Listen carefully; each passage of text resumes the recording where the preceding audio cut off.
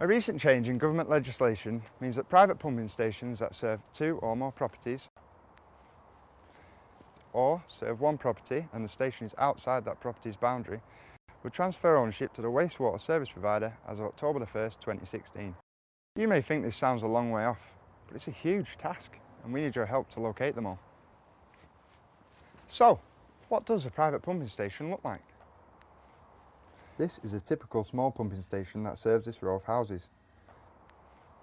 Down here is a 2-pump installation that pumps the waste to the main sewer.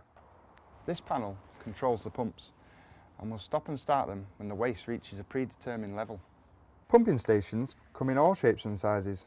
The wet well can usually be identified by a large manhole that can be found anywhere on the property, such as in the back garden or on the driveway. Inside the wet well, you will find the pumps and floats. The control panel for the pumping station is quite often housed in a kiosk or mounted on the side of a property and sometimes can be found inside the garage. If you live in the Northwest and think you have a pumping station or are just aware of one, we'd like to hear from you.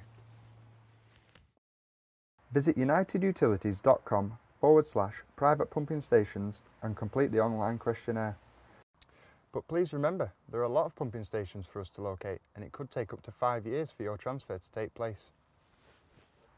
For further information, email us at privatepumpingstations@uuplc.co.uk.